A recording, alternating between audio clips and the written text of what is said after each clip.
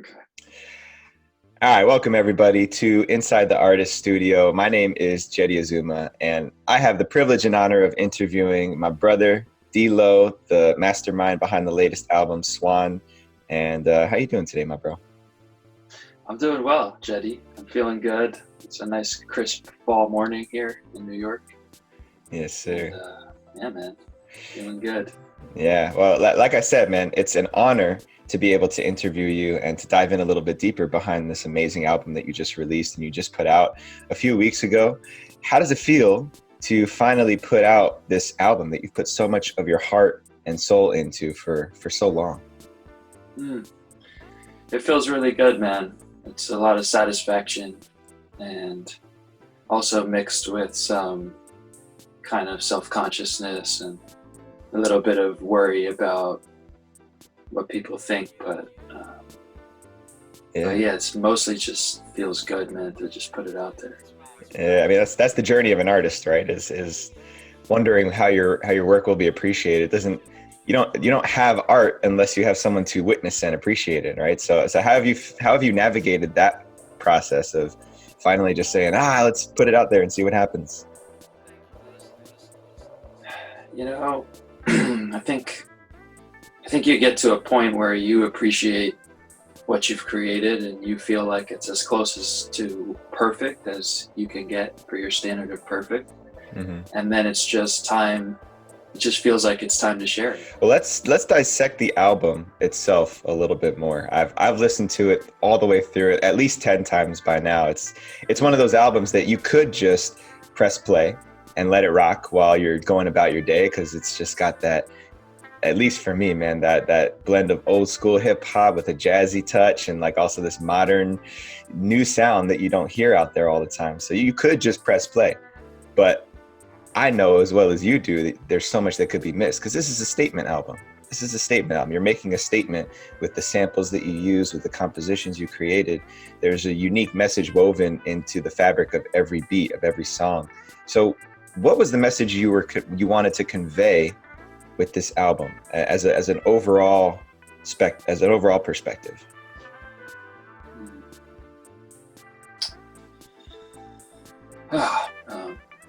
Yeah.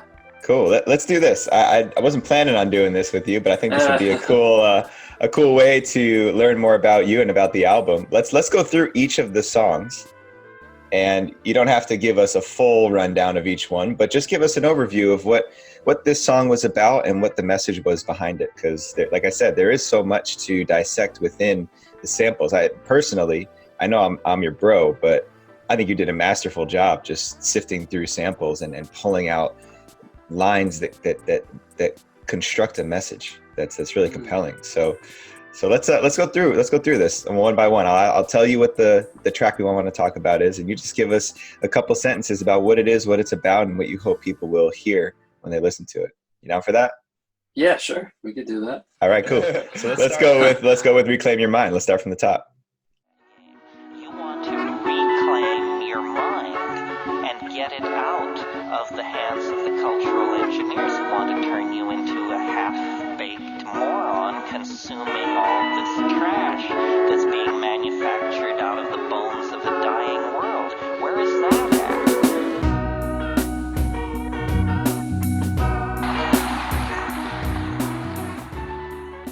Well, I think, reclaim your mind it's basically saying, take back your mind, make it your own, right? What's true to you? What do you believe in? What makes sense to you? Mm-hmm. I think in our culture, especially in the United States, we're sort of conditioned from a young age. This is what you should do. You should do this and get this and that, and then you can be happy, and then you're doing the right thing. You're living a life that's correct. But I think that should be questioned. We shouldn't just accept everything as it's told to us, or just live a life to meet the expectations of others. I 100% agree with that, man, that the world, to solve all these world problems, these world issues we have, we need free thinkers. We need critical thinkers, and a whole generation of people who are capable of thinking outside of this box that's been constructed around us to keep us safe, to keep us where we are. So I love that you started off with that. You know, it's kind of like reclaim your mind now before you listen to the rest of this album, so that you can actually hear it and not just press play. Right. All right. Yes. So tell us about See the Patterns. What is that one say in there? Mysterious what is in the depths. And our everyday consciousness screens this out. See the patterns.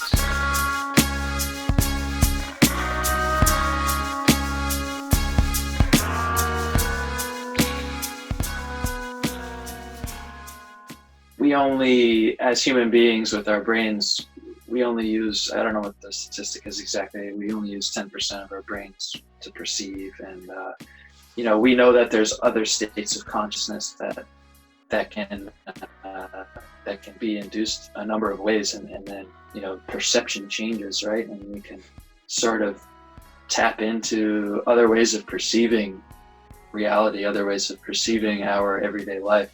Our everyday sort of consciousness that we're used to is not all there is. You know, there's a huge world out there. There's all these vibrations everywhere, and it's a mystery. You know, we don't really know what it all is, but it's there.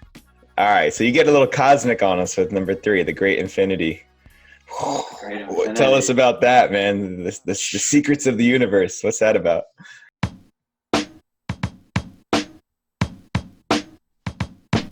In the great infinity beyond all the nothings is the emptiness of the eternal five. Sight, sound, smell,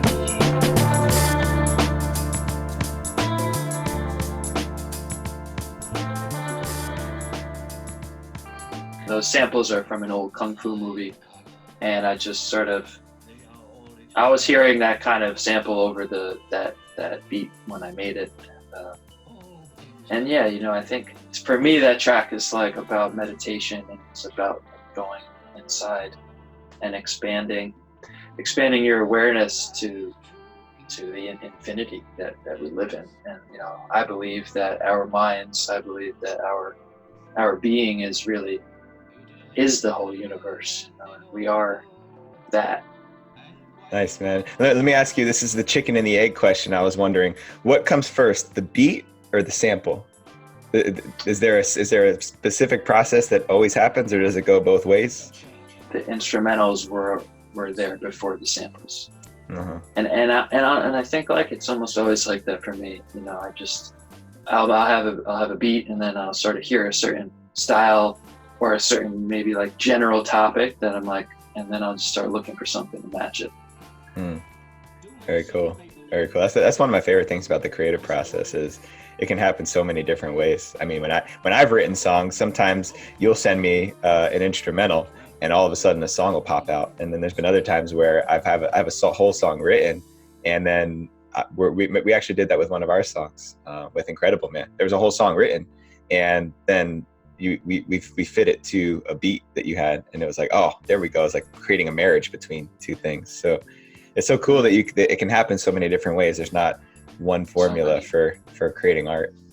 Okay, man. Number 4, Someday. This is one of my favorites. I have a hard time pulling out a favorite, but after you take us on this cosmic journey right off the bat, it gets a little bit lighter. So tell me what Someday is about.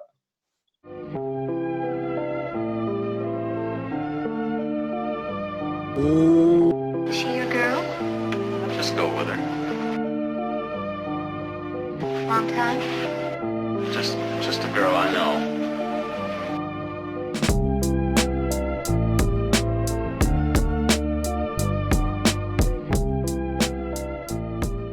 It's about love. It's about hope. Hope for love. Hope for whatever, you know, your dreams are in the future. And, you know, it's also about loss, and just learning through that. Well, it's a very uplifting song. I definitely, like I said, it's up there for me. I don't know if it's number 1 or number 2, but it's up there. I love those feel good vibes. Yeah. Cruising along, man. Track number 5, The Magical Power of Nature. Most people may not know this about you, but I know you're a man who has a deep and profound respect, reverence, and love of nature. So this song seemed really personal to me. But tell us in your words of what it means to you.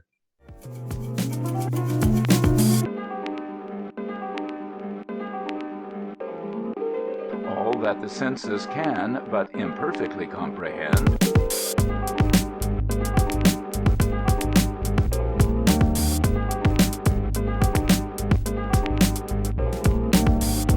The powerful effect exercised by nature springs, as it were, from the connection. Our mind, our imagination is nature, you know, and we're all connected to that. And there's this relationship that you know, our mind, our imagination is really part of the natural world as much as anything else is. Interesting, man. I gotta ask you this question because I was gonna save it for later, but the question about sample is there like an app you use to find samples with keywords in them? Because otherwise you must be listening to the most eclectic music and audiobook sampling that I've ever heard of. How do you find this stuff? Yeah, you know, it's kind of funny because I just sort of do it. Really? So you're just listening like, to a random audiobook and heard well, this? Well, it's like for that, I'm like, okay, I want like someone talking about nature and like, you know, consciousness, and then I just, you know, go and look through titles of audiobooks, and then yeah, it might be like an hour long reading, but like I'll just click through at different points until I hear something that I like. Huh. And it just sort of comes through in a serendipitous way. Like, honestly, the whole album was like, it was like, I can't tell you how many times I just, like, I knew what I wanted. I found the lecture by the person or the scene in like a random movie. And I just like, I just have the instrumental playing, and then I just start playing the sample, and I'm like, and it honestly, there was a few times that it just was, I was like, okay, that's it.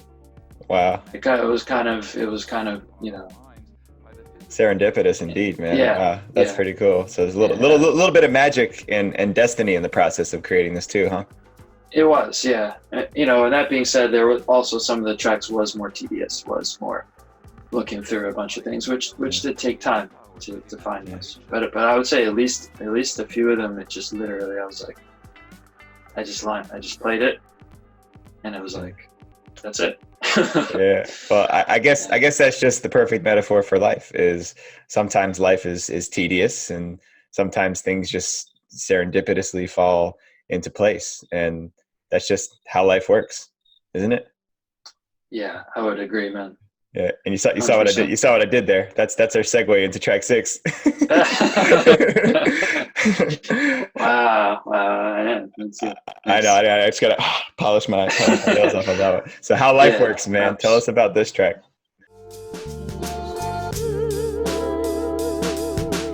What about that guy with the H-bomb? He got the biggest medal of all. Some other.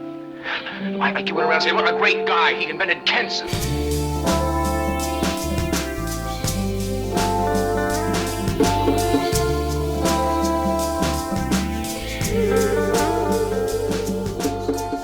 How are we living here on the planet? Mm. You know, Mm-hmm.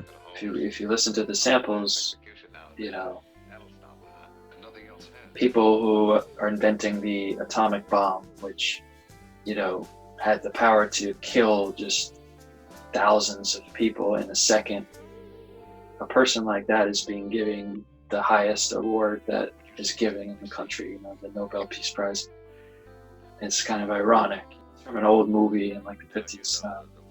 The guy's also saying people who kill more people, you know, soldiers, they're awarded for killing people, right? Mm-hmm. And yeah, we could talk, you know, you could talk about that more, justifying war and all that. That's another conversation. But if we take a bigger just picture at it, you know, without the specifics of what you're fighting for, this and that, you know, we're being awarded for killing other human beings, you know, so it's just like, think about stuff like that, you know? Yeah, very thought-provoking. I like the story behind this sample because that's something that most people won't get. And I think the reason why we wanted to do this interview is because most people won't know where that sample came from unless they ask you or reach out to you or they watch Inside the Artist Studio, right?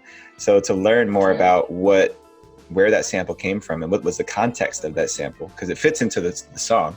You can hear the message of the song, but if you don't know that was from a movie talking about the atomic bomb and the context of the dialogue, where it's really people reflecting on why have we organized ourselves this way socially as creatures, to where we reward people for killing other people.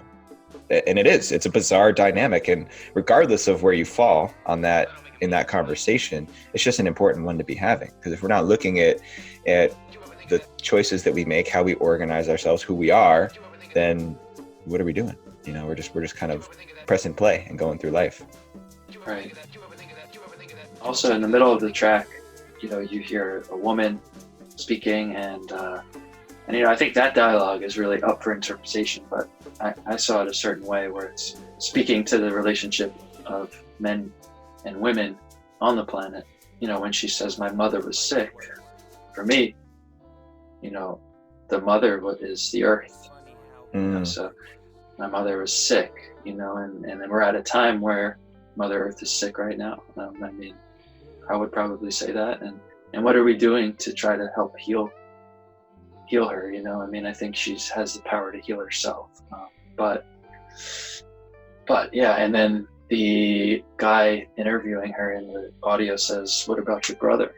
She says, "He was blind." I think men, we have that sort of drive to just like control and to conquer, and we can see where it's gotten us now, you know, the predicament we're at now. Yeah, man, it's such a profound perspective, and I'm glad that you get to embellish a bit upon that, because that might be missed by a lot of people. You know, sometimes it's even hard to hear what the sample is saying on an album. I think you did a good job in adjusting the levels so that we can hear them. And it is left up for interpretation, but what a powerful message, man, to invite us back into that question of like, what are we doing here? And who are we? What is our role on this planet? What are we doing here all together? And it's a perfect lead into the next track, right? Who are we? You know, right. asking us to be in that question. So what are you saying with this track? Who are we? Who are we? None of us knows. We don't know who we are. We don't know where we are. Each of us woke up one moment, and we were in the darkness. How could that happen? That's the question we asked ourselves. Question with no answer.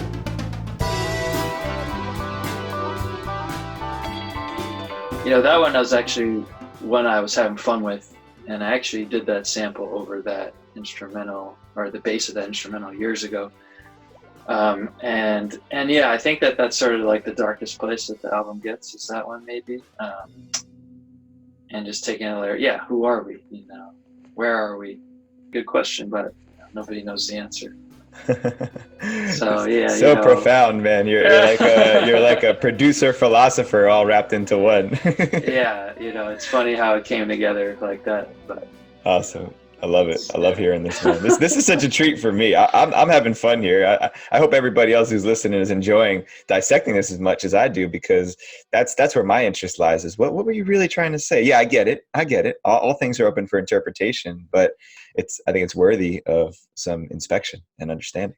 Yeah. Right on, brother. Well, like you said, it takes a little bit of a dip in the energy, a little bit into the darkness, dipping into the shadows, and then the song right after that is The Shadows Behind Us. Tell us about this one. Strange promontories of human history, with the shadows of a dismal, stormy night behind us, and the first gray streaks of dawn in the sky beyond us.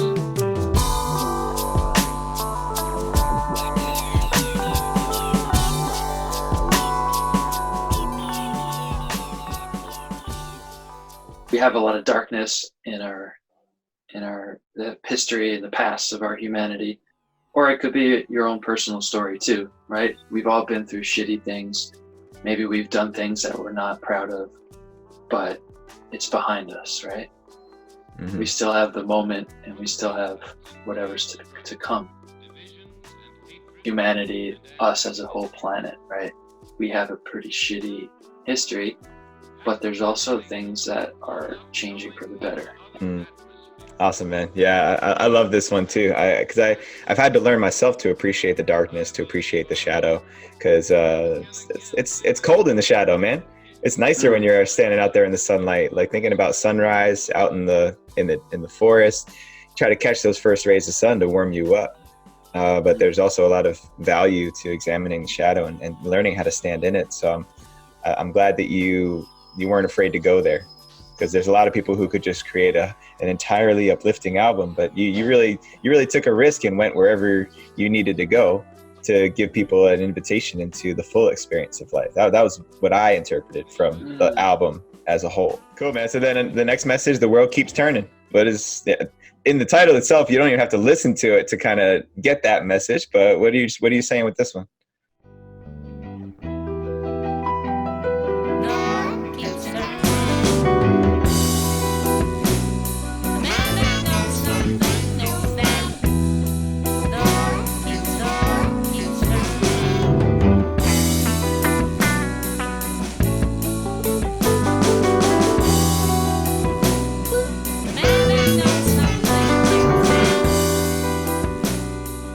Yeah, I think, in the sample, she says, the world keeps turning, and she says, the man who knows something knows that he knows nothing at all. We could explore all of these different avenues of introspection and, contemplation, but at the end of the day, the world keeps turning, right? Mm-hmm. We know that for sure, right? We know the world keeps turning and life keeps going on, right? The sun comes up and sets the next day, and time just sort of moves on. So we may think we know everything, or we may think we know something, but that could always change, and that could change in an instant. We might learn something new. Yeah, man, that's an important message. Always learning. The moment we stop listening and learning is the moment that we die. Maybe not physically, but on like a soul, on an evolutionary level, we're dead. We're not going anywhere if we're not thinking outside of the box. So beautiful, man. All right, cool. We got a couple left. Arrival of the Cannabids. This is a fun track. What is this? What was this one all about? The arrival of creatures from outer space. They call themselves Cannabids.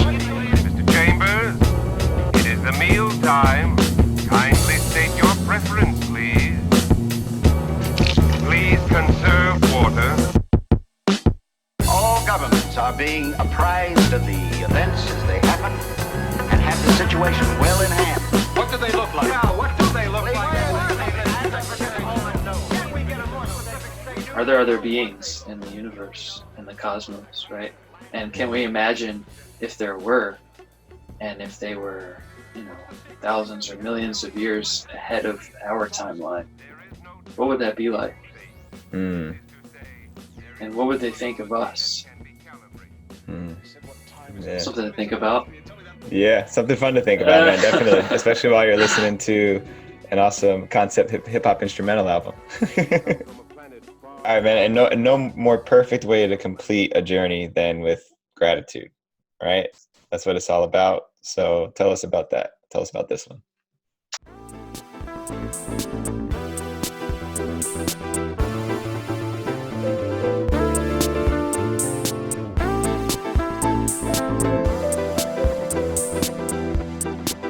Thank you.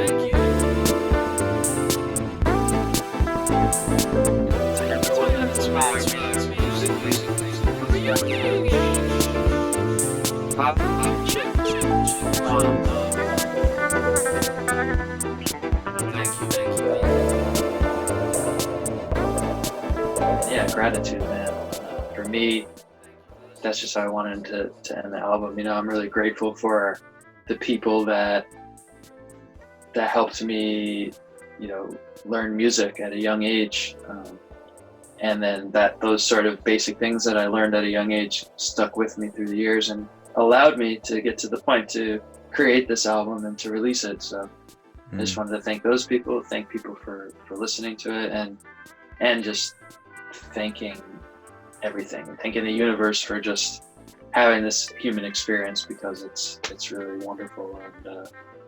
And I think that's a good anchor to have in life, I find, at least, is just being grateful for what you have, because it's easy to think about what you don't have, and it's easy to think about, you know, what's bad and what's shitty, but at the end of the day, you know, there's things that everyone has to be grateful for, so it's easy to forget those things.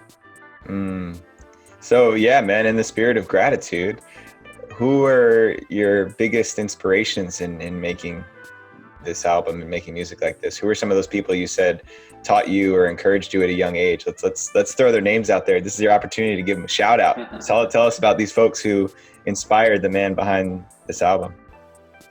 Yeah, well, my grandpa taught me harmonica at a very young age. Like some of my first memories, and he taught me how to play all these different songs, and then I was playing them exactly like he taught them to me, you know, exactly the way he taught them to me, and then I mastered them all in that way. And then he was like, okay, he was like, good, he was like, now jazz them up. He was like, now play the notes, you know, play the tune, but do it in your own way, like jazz up the rhythm. And I was like, what do you mean? Like, that's the song. Like, what are you talking about? And then he just like showed me a little bit. And that moment was like, I learned how to improvise. And that was like, that just stuck with me forever. And that's sort of just how I play, you know. I'm more of someone who likes to just pick up the guitar or whatever and just doodle around rather than play songs and stuff. So I really give a lot of credit to him for sharing that with me at that age, and I think that really carried me through. Right on, man. And then my guitar teacher when I was 12, I took lessons with for like a year, Chip Larison, because if I didn't learn guitar with him, I don't know if I ever really would have continued with music, because to me at that age, like, guitar was cool, you know. Playing saxophone in the band was like not cool, you know. So he taught me guitar, and then in the same way, what I learned there, I never lost those skills, and that was always sort of with me, and I was able to add on to that. And then actually thinking of it, I had a friend in high school named Robbie Bennett, somebody that I played football with, and I was always intrigued by how to make beats, and he showed me how to use Fruity Loops, and then that was huge for me, because once I learned that, it was like I was obsessed with it. And then I sort of just brought the two together. Like, I started making the beats, and then I was just playing the guitar, and then I was like, this is so cool, I never did this before, it's so much fun. You know, so musically, yeah, that, and yeah, I mean, there's a bunch of other influences of artists and stuff. Who are some of the biggest musical influences, like some of the biggest names? You can just throw the names out there of artists, musicians who influence your sound and your style. I mean, there's so many, but I guess I could just like give off a few from the top, you know. I mean, Jimi Hendrix, DJ Premier was a big influence for me when I was getting into production and making beats and stuff. Wu-Tang, the Red Hot Chili Peppers, you know, Led Zeppelin. Led Zeppelin was big for me because that was at a time when I was just starting to hear music on a deeper level, like all the different parts and the mixing and everything. Their stuff always fascinated me. Yeah, I mean, I'm leaving out so many, but that's a cool collection, though, because whenever you think about that, you think about, okay, well, every artist has listened to music before, right? Is it just the same way we learn anything is by listening to other people or witnessing other people do something and then trying it on ourselves. So I imagine like a huge stadium with all of those artists and performers that you just mentioned taking turns just jamming and riffing out. That's quite a collection of people, man. You said DJ Premier, Jimi Hendrix, all the way to Led Zeppelin, the Red Hot Chili Peppers, and then Wu-Tang. That would be a crazy concert to put all of those acts together. But that's what we get when we listen to D-Lo, is we get that amalgamation of these different musical styles in your way as channeled through the instrument that you are. So it's cool to think about it like that, man. Awesome, man. Awesome. Well, Yeah. it's been a beautiful conversation, a great journey to get to know more and discover more about the man behind the music and some of the influences and messages that are woven into this amazing album that you put together. I thought we could do a few last questions that are just simple questions right off the cuff, you know, one or two liners, letting us do it lightning style. What do you think about that? Absolutely. All right, Sounds cool. good. So let's have some fun here, man. What was the best behind the scenes moment in the creative process that none of us would ever know about unless you told us? You know, no particular instant is popping to mind, but there was just a handful of moments where I just would be super excited about how something came together, and I might just be like dancing around my room or just so to me, Rocking like out to those it. yeah, just like had this giddy feeling, and Yeah, when it finally like lands and you're just like, yeah, that's it. I could picture you jamming out like that. Yeah. Okay, a couple more. What do you think is the best way to experience this album? If you had to give a recommendation of how people ought to listen to this and really get the most out of it.